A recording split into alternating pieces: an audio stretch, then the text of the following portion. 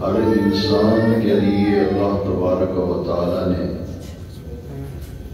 سب سے مبارک، سب سے مقدس اور سب سے بڑا رشتہ جو ہے وہ والدین کا رکھا ہے۔ اس سے بڑا رشتہ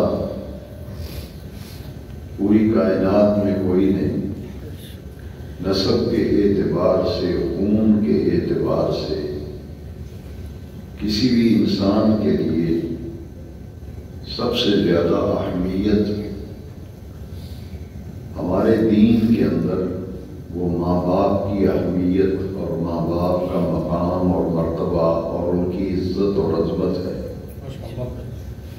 یہاں تک کہ قرآن پاک میں پورے قرآن مجید کا مطالعہ کریں تو کم از کم 5 مقامات قرآن مجید کے اس وقت میرے پیش نظر ہیں، جن 5 آیتوں میں اور 5 مقامات پر رب ذوالجلال نے اپنی عبادت کے فوراً بعد جس حق کا ذکر کیا ہے وہ والدین کا حق ہے۔ اس سے آپ اندازہ لگائیں کہ کتنی اہمیت ہے کسی اولاد کے لیے اس کی ماں اور اس کے باپ کا، کتنا مرتبہ ہے، کتنی عزت ہے، کتنی عظمت ہے جو اولاد کے دل میں ہونی چاہیے۔ کوئی معمولی بات نہیں۔ 5 مقامات قرآن مجید کے ایسے ہیں جن میں رب ذوالجلال نے اپنی عبادت کے بعد جس حق کا ذکر کیا ہے وہ والدین کا حق ہے، وہ ماں باپ کا حق ہے۔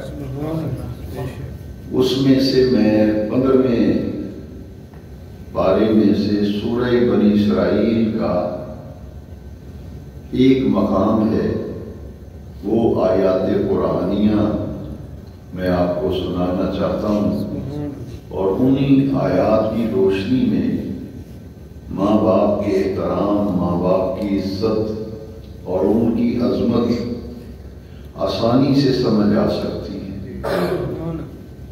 ارشاد باری تعالی ہے وَقَضَىٰ رَبُّكَ أَلَّا تَعْبُدُوا إِلَّا إِيَّاهُ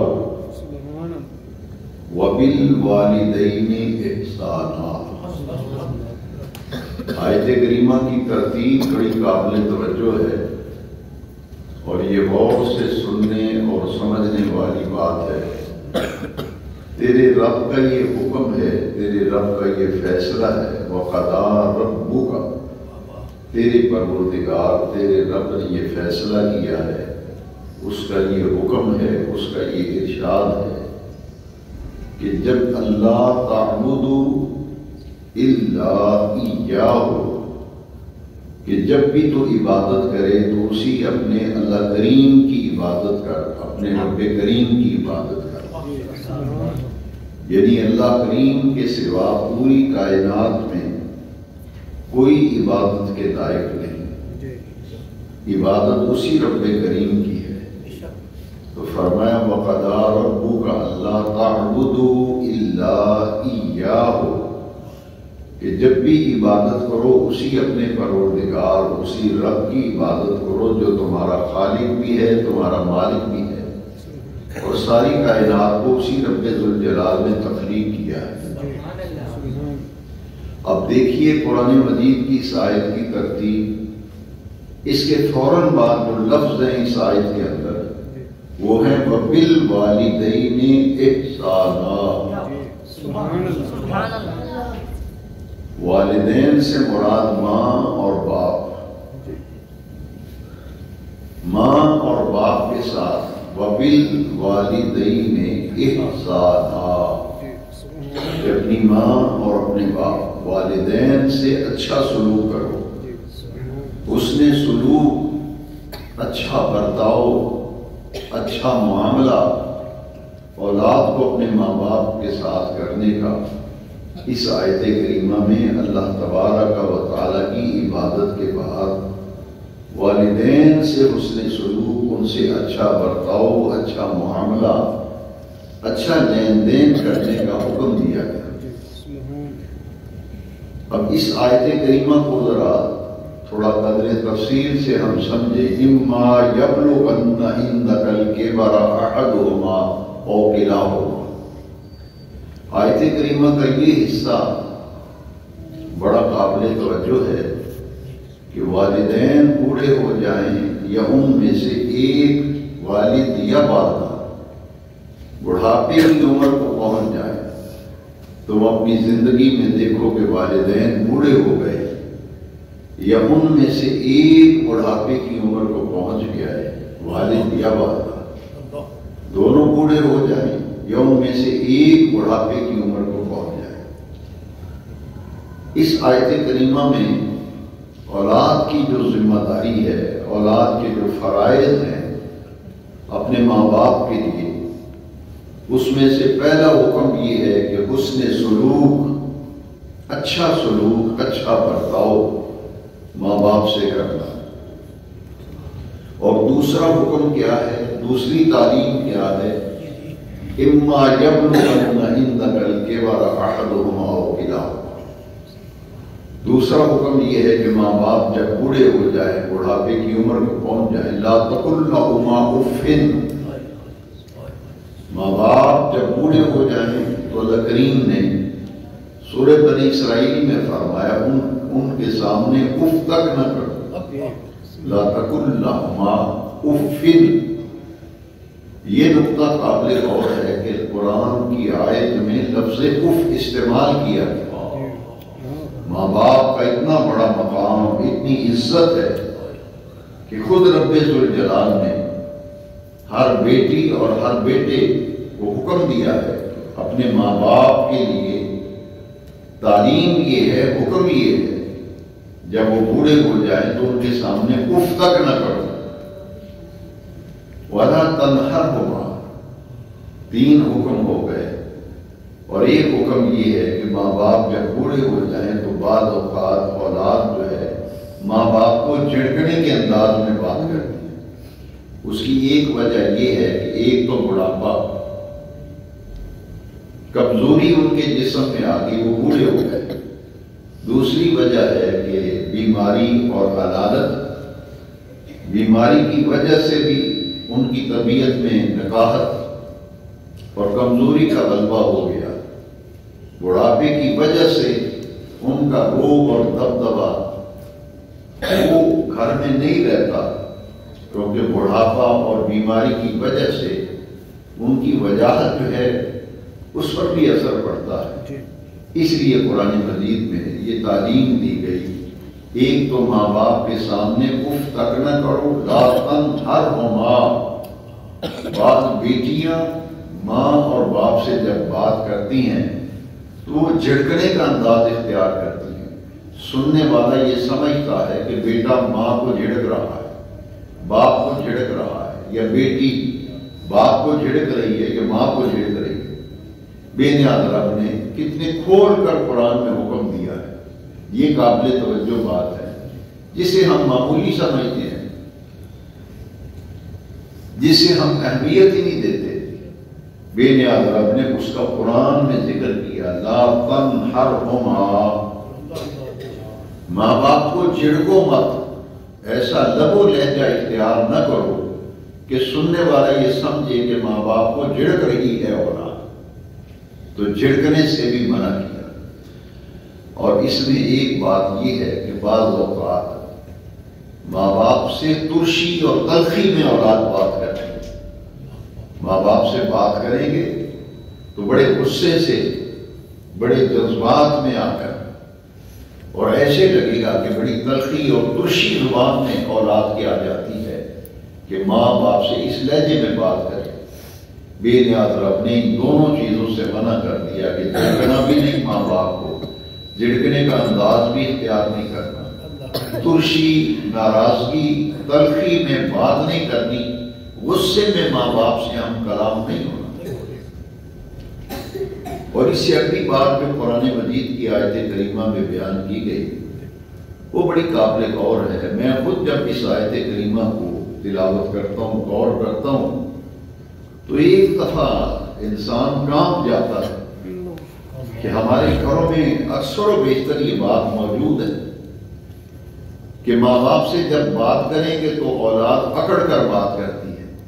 ایک تو ہے ماں باپ کو جھڑکنا، ترشی، تلخی اور ناراضگی کے لہجے میں بات کرنا، اس کا تو ذکر الگ آ گیا، وہ میں نے آپ کو بتا دیا۔ لیکن یہ اس سے اگلی منزل ہے کہ ماں باپ سے جب بات کرتے ہیں تو پکڑ کر، جیسے تکبر اور غرور سے کوئی بات کرتا ہے،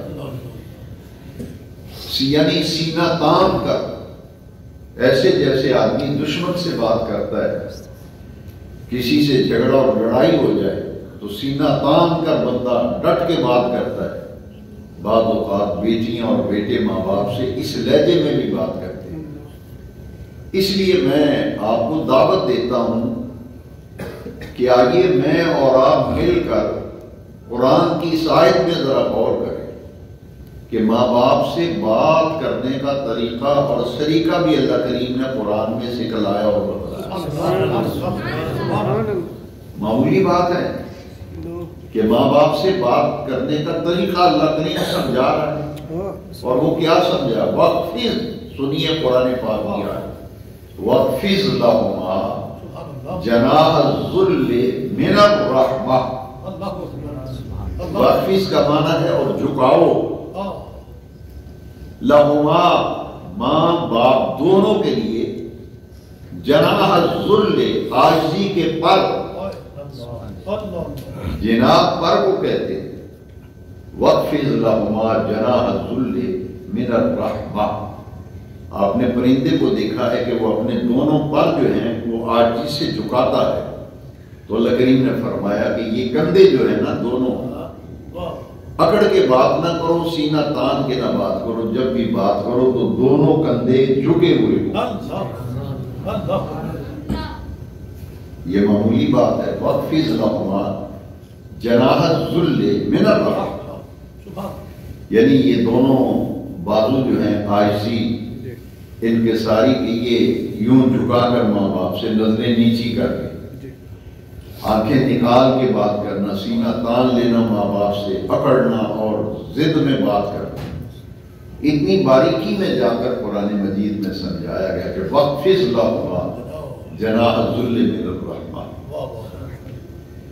اور اس کے بعد پھر اللہ کریم نے ایک دعا قرآن مجید میں تعلیم دی، یہ ساری تعلیم دی کہ ماں باپ کے سامنے اف نہ کرو، ان کو جھڑکو مت، ترشی تلخی میں ماں باپ سے بات نہ کرو، اکڑ کر بات نہ کرو، عاجزی انکساری سے بات کرو۔ اس کے بعد پھر ایک اور حکم دیا گیا جو اولاد کے فرائض میں شامل ہے، ماں باپ کے حوالے سے اولاد کی یہ ذمہ داری ہے، وَقُلْ رَبِّ ارْحَمْهُمَا كَمَا رَبَّيَانِي صَغِيرًا۔ یہ سارے کام ماں باپ کے لیے کرو، لیکن پھر فرمایا اپنے ہاتھ اٹھا کر میری بارگاہ میں دعا مانگا کرو۔ دیکھیے ذرا ماں باپ کا کتنا حق ہے اولاد پر، اولاد کے فرائض میں کیا کیا چیزیں شامل ہیں، ہمارا دین کیا کہتا ہے، ہمارا قرآن کیا سمجھاتا ہے۔ وَقُلْ رَبِّ ارْحَمْهُمَا كَمَا رَبَّيَانِي صَغِيرًا، یہ دعا 15ویں پارے میں سورہ بنی اسرائیل میں اللہ کریم نے باقاعدہ تعلیم دی، سکھلائی، بتائی، دعا کے الفاظ سکھائے کہ اپنے دونوں ہاتھ اٹھا کر دعا مانگا کرو، اے میرے پروردگار، ربی، اے میرے پروردگار، ارحمہما، میری ماں پر، میرے باپ پر اس طرح اپنی رحمتیں فرما، کما ربیانی صغیرا، جب میں چھوٹا سا بچہ تھا، چھوٹا سا تھا، صغیرا، چھوٹا سا بچہ تھا، اس وقت ماں باپ نے میری پرورش کی، مجھے پالا، تو جس طرح بچپن میں میرے ماں باپ نے مجھے پالا، شیر خارگی میں میری پرورش کی، مولا کریم جس طرح انہوں نے میرا خیال رکھا، میری پرورش کی، اسی طرح میرے ماں باپ پر اپنی رحمتیں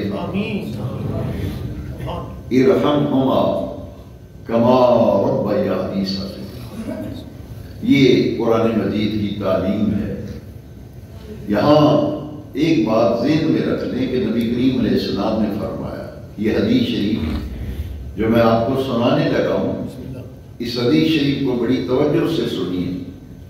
آج اگر کوئی بیٹا ملازم ہو تو تنخواہ میں سے 500 روپیہ ماں کو دے دے، 1000 روپیہ باپ کو دے دے، وہ احسان جتلاتا ہے. وہ کہتا ہے پچھلے مہینے تو ہم دیتا نہیں سی، میں 2000 روپیہ 500 دے کر 1000 دے کر 1 کلو سیب لا کر اور درجن کیلوں کی لا کے ہم کہتے ہیں جی میں ماں باپ کا بڑا خیال رکھے، میں بڑی خدمت کرنا ماں باپ. لیکن میں چاہتا ہوں کہ حدیث غور سے تمام بیٹے سنیں، جوان بزرگ سنیں. آپ کہہ رہے ہیں کہ میں تنخواہ میں سے ماں باپ کو پیسے بھی دیتا ہوں، پھل بھی لا کے دیتا ہوں، پاؤں بھی دباتا ہوں. تو حضور نے پتہ کیا فرمایا؟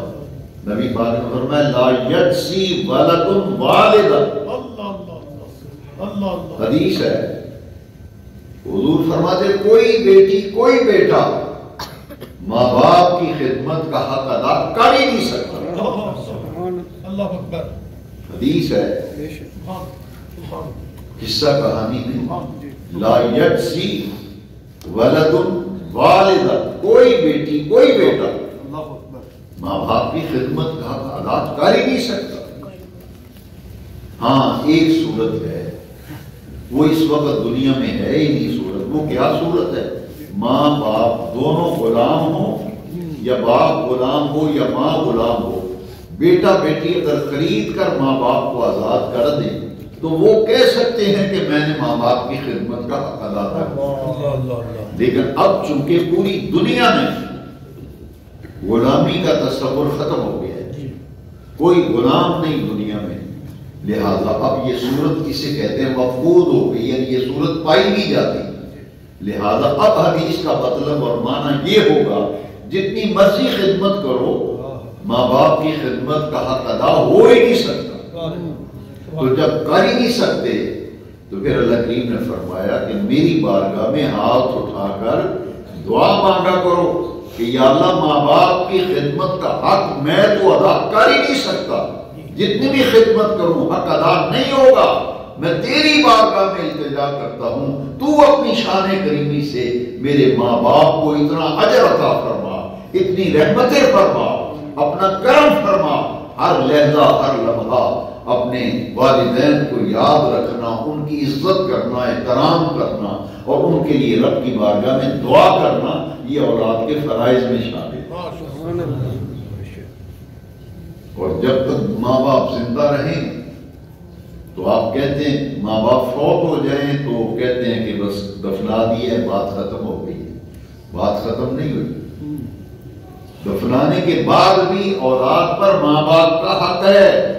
یہ غور سے سنو، ہم ماں کو باپ کو قبر میں دفنا کر کہتے بس کام ختم ہو گیا، ہم نے فرض ادا کر دیا، غسل بھی دیا ہے، کفن بھی پہنا ہے، جنازہ پڑھا ہے، قبر تیار کرے دفنا دیا، ختم شریف بھی دلا دیا، کل شریف کا بھی 7 کا 10 کا 40 کا، بس قصہ ختم ہو گیا. ختم نہیں ہوا، بلکہ قرآن کیا کہتا ہے؟ حضرت سیدنا ابراہیم خلیل اللہ علیہ السلام پیغمبر خدا اور خلیل اللہ ہے. والدین کے لیے جو حضرت ابراہیم علیہ السلام نے دعا مانگی وہ دعا قرآن مجید میں مذکور ہے، اور قرآنی دعا ہے جسے آپ نماز کے اندر پڑھتے ہیں.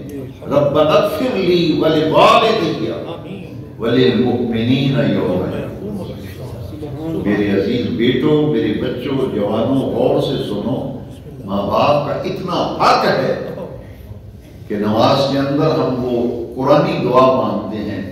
ربنا اغفر لی، سب سے پہلے اپنی بخشش مانگتے ہیں. یا اللہ میری بخشش فرما، میرے گناہ معاف فرما، مجھے بخش. وَلِوَالِدَيَّ، میری ماں اور میرے باپ کی بھی بخشش فرما، ان کی بھی مغفرت کرو. وَلِلْمُؤْمِنِينَ، اور تمام ایمان والوں کی بھی مغفرت فرما. یوم یقوم الحساب، جس دن حساب قائم کیا جائے گا، یعنی قیامت کا دن. میرے والدین کی مغفرت، میری مغفرت، رب کی بارگاہ میں دعا مانگا. تو والدین کے فوت ہونے کے بعد ان کی مغفرت کی دعا کرنا یہ اولاد کے فرائض میں شامل ہے.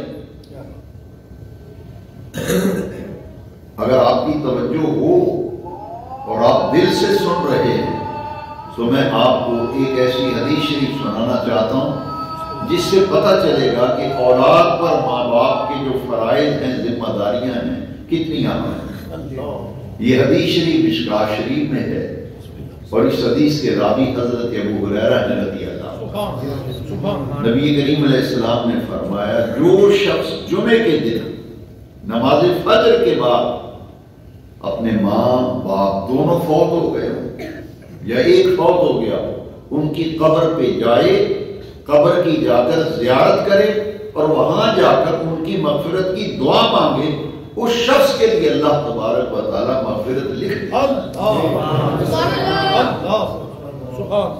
یعنی ماں باپ فوت ہو جائیں تو ان کی قبر پہ گاہے بگاہے حاضری دینا، وہاں قبر کی زیارت کرنا، دو نیتیں کر کے، ایک ان کو سلام کرنے کے لیے، کیونکہ حدیث شریف میں جب بھی قبرستان میں جاؤ تو تمام اہل قبور کو سلام کیا کرو، السلام علیکم یا اہل القبور۔ تو جب ماں کی قبر پہ جائیں، باپ کی قبر پہ جا کر کہا کرو کہ ابا جان میرا سلام قبول کرے، امی جان میرا سلام قبول کیجیے۔ السلام علیکم جمع کا صیغہ بھی بول سکتے ہیں، السلام علیکم ورحمۃ اللہ وبرکاتہ۔ ان الفاظ سے ماں باپ کی قبر پہ جا کے سلام کہنا اور پھر ان کے لیے بخشش کی دعا کرنا۔ اگر وقت ہو تو سورہ یاسین کی تلاوت کرنا، اتنا بھی وقت نہ ہو تو کم از کم ایک مرتبہ سورہ فاتحہ، 3 دفعہ سورۃ اخلاص، درود شریف پڑھ کر دعا مانگا کرو کہ ان مقدس کلمات کا ثواب میرے والدین کی ارواح کو عطا فرمائے اور بالعموم اس قبرستان میں جتنے اہل ایمان دفن ہیں سب کی روحوں کو اس فاتحہ کا ثواب عطا۔ تو یہ ماں باپ کے فوت ہونے کے بعد بھی ماں باپ کا ہمارے اوپر حق ہے، اور اولاد پر ماں باپ کے لیے جو ذمہ داریاں ہیں، جو فرائض ہیں، جن کو ادا کرنا اولاد کے لیے بہت لازم اور ضروری ہے، ان میں سے ایک بات بڑے غور سے سن لیں کہ حضور نبی کریم صلی اللہ تعالی علیہ وسلم کی بارگاہ میں حضرت ابو ہریرہ رضی اللہ عنہ سوال کرتے ہیں، صحابہ سے نے پوچھا نبی پاک صلی اللہ علیہ وسلم کہ حضور سب سے زیادہ حسن سلوک کا حقدار کون ہے؟ سب سے زیادہ حسن سلوک کا حقدار کون ہے؟ نبی کریم علیہ السلام نے فرمایا اموں کا، تیری ماں۔ قیل ثم من، حضور اس کے بعد کون زیادہ حقدار ہے؟ فرمایا اموں کا، تیری ماں۔ تیسری مرتبہ پھر یہی پوچھا گیا ثم من یا رسول اللہ، حضور پھر اس کے بعد کس کا حق ہے، کس کا درجہ ہے؟ تیسری مرتبہ بھی حضور نے فرمایا اموں کا، تیری ماں۔ ایک ہی سوال 3 دفعہ کیا گیا اور تینوں دفعہ نبی کریم نے فرمایا اموں کا، اموں کا، اموں کا، تیری ماں زیادہ حقدار ہے، تیری ماں زیادہ حقدار ہے، تیری ماں زیادہ حقدار ہے۔ 3 دفعہ حضور نے ہی ایک بات تکرار سے فرمائی، اور جب چوتھی مرتبہ یہی سوال کیا گیا، 3 مرتبہ سن کر کہا ثم من، حضور پھر اس کے بعد کس کا درجہ ہے؟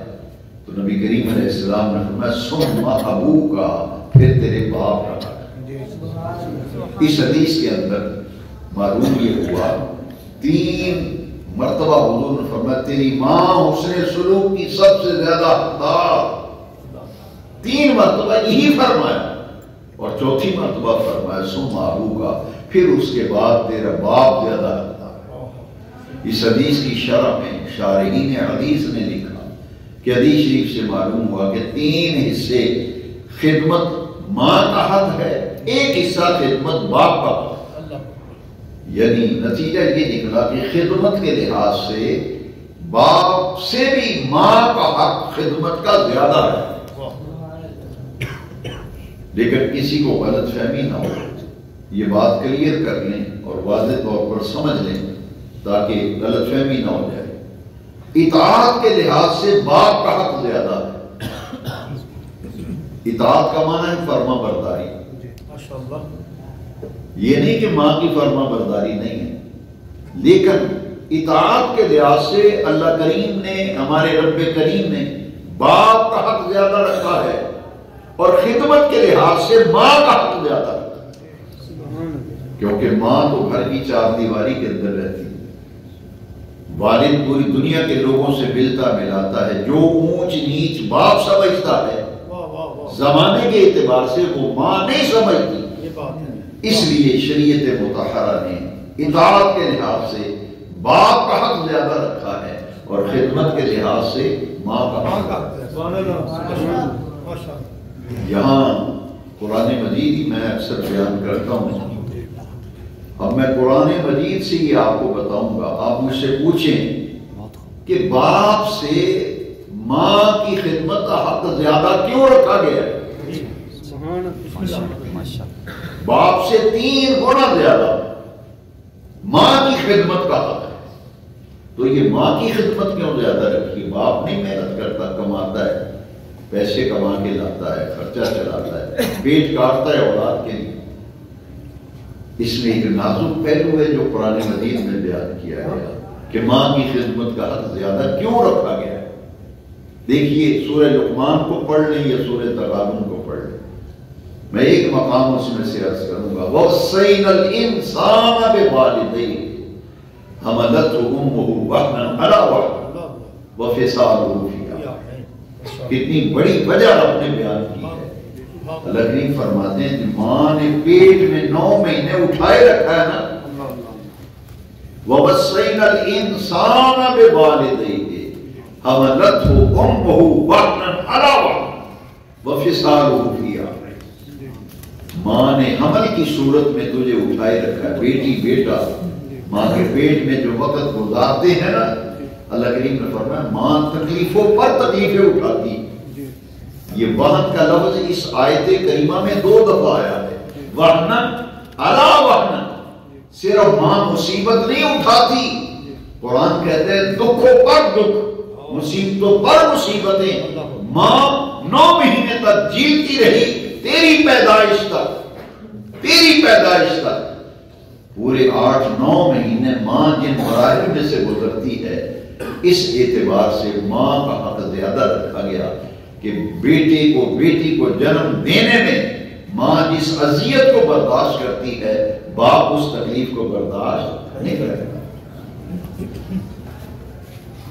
اسے 2 لفظوں میں قرآن میں بیان کیا گیا، حملتہ امہ وہنا علی وہن۔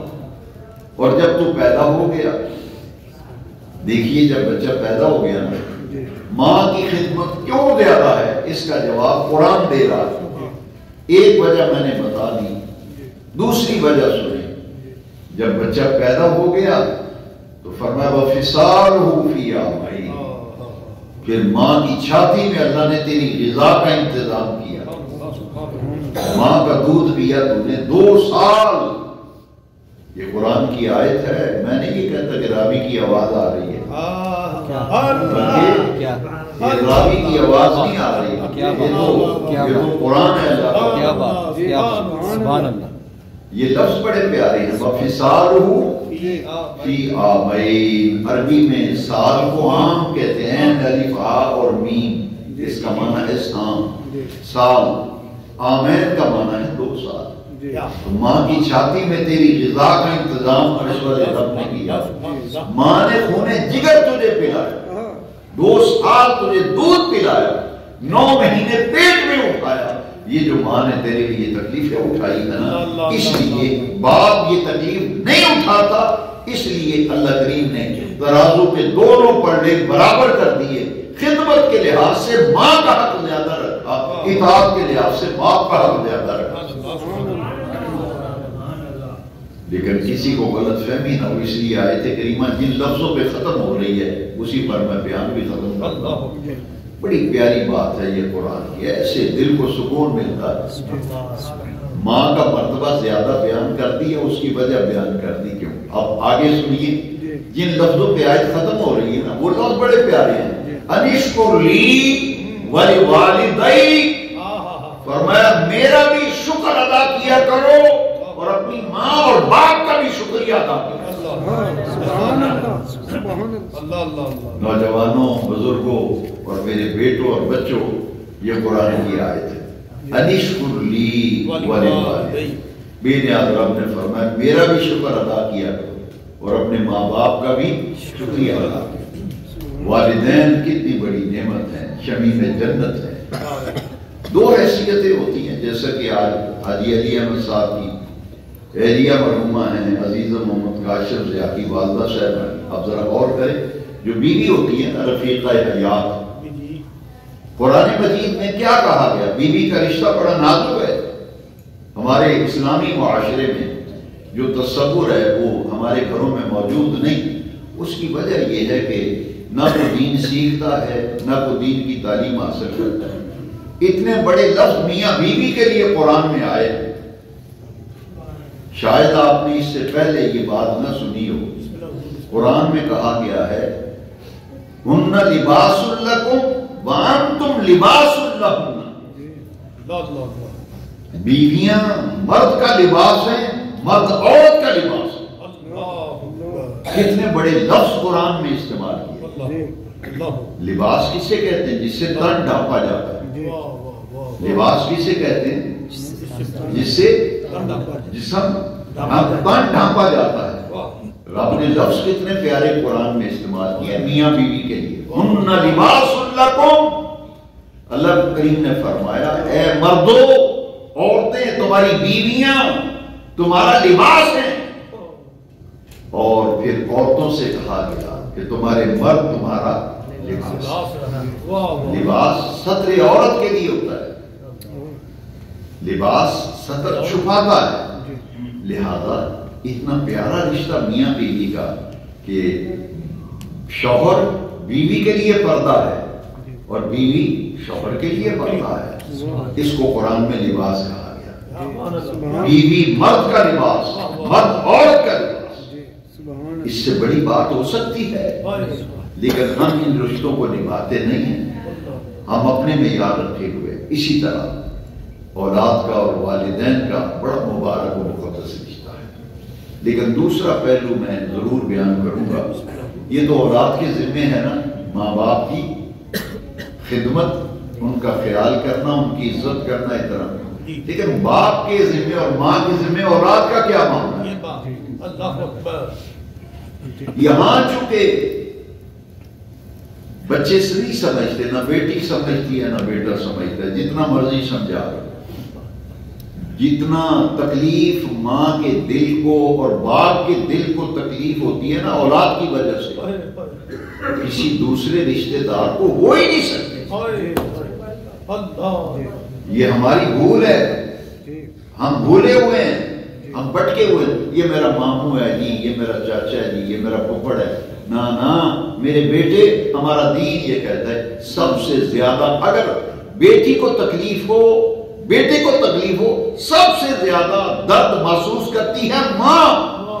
اس کے بعد جو درد باپ محسوس کرتا ہے، نہ چاچا وہ درد محسوس کرتا ہے نہ ماموں کرتا ہے۔ اس کی ایک وجہ ہے کہ باپ کا نطفہ ہونا، باپ کا معمولی بات ہے، اور پھر سلح، پشت، کہتے کہ ساڑیاں ترے پشتاں تو ہے کم ہو رہے ہیں، 2 پشتاں۔ پشت پتہ کسے کہتے ہیں؟ یہ کمر کو پشت کہتے ہیں۔ ہر انسان کی اولاد اللہ کریم نے اس پشت میں رکھی ہے۔ باپ اور ماں تیرے دنیا میں آنے کا ذریعہ اور سبب بن گئے، لہذا جو محبت ماں باپ کے دل میں اولاد کے لیے ہوتی ہے، اولاد کے دل میں وہ احترام ماں باپ کا نہیں ہوتا۔ آپ بازار میں آئیں نا، فیصل آباد، لاہور، کسی کام کے لیے، ماں کو رات کو نیند نہیں آتی جب تک بیٹا نہ آئے۔ آدمی عمر 70 سال بھی ہو جائے، ماں بوڑھی ہو، رات کو سوتی نہیں، میں کہتی میرا حاجی نہیں آیا، خیر ہو گئی، میرا حاجی نہیں آیا ابھی تک، 10 حج کیے ہوں، ماں کے لیے تو بیٹا ہی ہے، اس کو نیند نہیں آتی۔ بیٹی سکول جائے، بیٹا سکول جائے، ماں کے دل پر اور باپ کے دل پر قیامت گزرتی ہے۔ جب تک بچہ گھر نہیں آ جاتا سکون نہیں ہوتا۔ اس لیے ماں کے دل میں، باپ کے دل میں جو درد دل ہے اس کی لگامیں تھوڑی سی کھینچنے کا حکم ہے۔ یہاں کھلا چھوڑ دیا، ماں باپ کی عزت کرو، احترام کرو، اونچا نہ بولو، جھڑکو مت۔ ابھی سنا نہیں آپ آجی سے بات کرو، لیکن یہاں ماں باپ کو نہیں یہ کہا گیا، ماں باپ کو کہا گیا قوا انفسکم واہلیکم نارا۔ اللہ اکبر، اللہ اکبر، یا ایھا الذین آمنوا قوا انفسکم واہلیکم نارا۔ دیکھو اللہ اکبر، لیکن میں خود بھی جہنم کی آگ سے بچو اور بیوی بچوں کو بھی جہنم کی آگ سے بچاؤ۔ یہ ہے والدین کی ذمہ داری۔